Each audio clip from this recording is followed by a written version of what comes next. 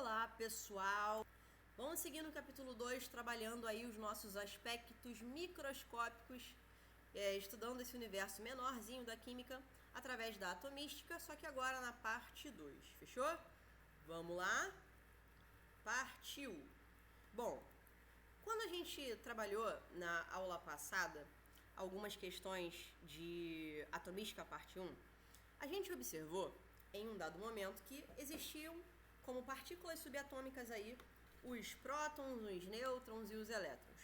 E o fato do número de elétrons variar dentro de uma espécie indica que essa espécie se tornou um íon. Então, íons são espécies carregadas positivamente ou negativamente, fechou? Bom, então, quando a gente fala de uma espécie que tem carga positiva, a gente está se referindo aí às espécies que são os cátions. Assim, como a gente fala de espécie negativa, a gente está se referindo ao ânion. Lembrando que cátion perde elétron e ânion ganha elétron. E aí a gente hoje vai trabalhar um aspecto bem interessante, que é o aspecto da semelhança atômica. E o que vem a ser a semelhança atômica? É quando você tem algum processo de igualdade, entre duas espécies químicas. Sejam essas igualdades nos números de prótons, nêutrons, massa ou elétrons. Vamos lá. Quando você tem, por exemplo,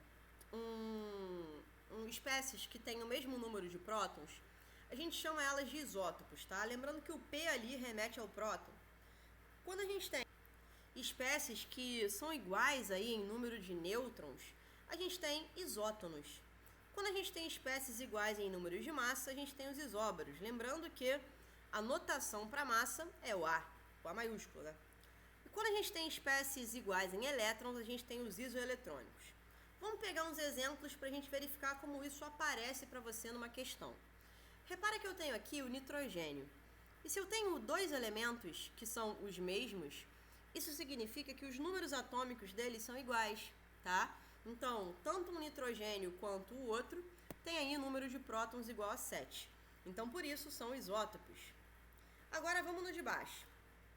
O isótono não dá para saber de cara, né? Porque a gente precisa fazer uma continha para descobrir esse valor. Repara que o bromo, ele tem ali uma massa que vale 80. O criptônio tem uma massa que vale 81. E o bromo tem um número atômico 35 e um número atômico para o criptônio, ele vai ser o 36. Então é importantíssimo lembrar que a forma de você encontrar o número de nêutrons é diminuindo a massa do número de prótons. Então, no caso do bromo, tanto no caso do bromo quanto no caso do criptônio, o número de nêutrons vai dar 45, tá? Porque eu peguei aqui 80 menos 35 e aqui 81 menos 36. Agora vamos aos isóbaros. Tem que possuir o mesmo número de massa. Repara aí, pintadinho de laranja. Cálcio e potássio, nesse exemplo, possuem a mesma massa, que vale 40. E isoeletrônicos, repara que eu tenho aqui o cloro, que está ganhando um elétron, e o argônio, que não está perdendo nem ganhando. Quando um elemento, quando um elemento químico, ele não perde nem ganha elétrons, a gente diz que está no estado fundamental, e no estado fundamental o número de prótons é igual ao número de elétrons. No caso do cloro, que ele está ganhando, aí a gente adiciona um elétron a esse 17. Então ficamos com 18 elétrons para ambos. Entendida essa parte, pessoal, vamos seguir a nossa vida e vamos fazer exercícios. Vamos pegar esse exercício aí que está na apostila, mas que ele também foi específico da UERJ aí em 2010, onde o moço vai falar o seguinte: dentre as espécies, tipo essas aqui, identifique as isoeletrônicas, só que tem que ser somente os íons, tá? E quando eu falo de íon, eu falo de todo mundo que tem carga. Então, dentre os íons NH4+, O2- e Cl-, eu tenho que pegar aí quem são os isoeletrônicos. Bom, vamos embora fazer a parte que nos interessa. Quando eu pego os íons, eu pego, como eu já falei, NH4, O-2 e Cl-. Pegando aqui essa galera na tabela periódica, para que eu pegue o número de elétrons para poder somar e fazer a conta, eu tenho que o oxigênio tem um número de elétrons 8, né? Se fosse no estado fundamental. O cloro 17, o hidrogênio 1, o nitrogênio 7, e é isso. Com isso, eu consigo observar o seguinte: o oxigênio, valendo -2 aí, quer dizer que ele está ganhando 2 elétrons, então de 8 fica 10. O cloro, que é 17, ganhando 1 elétron, fica 18. Então resta saber se o NH4 tem 18 ou 10. Pegando o NH4, quando a gente quer descobrir o número de elétrons de um composto, é só somar todos eles, tá? Lembra que o nitrogênio tem 7, o hidrogênio era 1, aparecendo 4 vezes, isso vai dar 11 elétrons.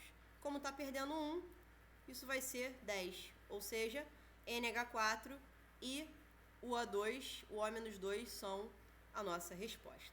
Fechou? Vamos fazer isso aqui também na apostila. Deixa eu ver se eu botei... Ah, não. Essa questão aí caiu na UF, né? A questão número 8 aqui pra gente. E o moço vai falar o seguinte: um átomo A com número de massa 5,6 é isótopo de Y e Z, cujos números atômicos são 2x mais 6 e x mais 16. Qual será o número atômico de A? Gente, para começar, o número atômico de A vai ser o mesmo de Y e de Z.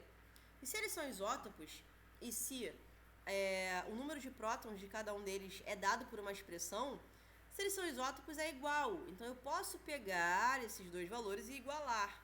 Como é que vai ficar isso? Bom, eu quero saber o número de prótons de A, que vai ser o mesmo de Y e de Z. Só que eu sei que 2x mais 6 é igual a x mais 16, porque são isótopos. Então, passando o x para um lado e o 6 para o outro, temos que x é igual a 10. Substituindo o valor de x em uma das duas expressões, a gente tem que o número de prótons vale 26. E essa é a nossa resposta, tá bom? Y igual a 26 também, né? Claro. E Z igual a 26. Bom, galerinha, é isso. Espero que vocês tenham entendido. Não deixem de pegar na página 13 esses exercícios aí em questão. E a gente se vê na próxima aula. Beijos!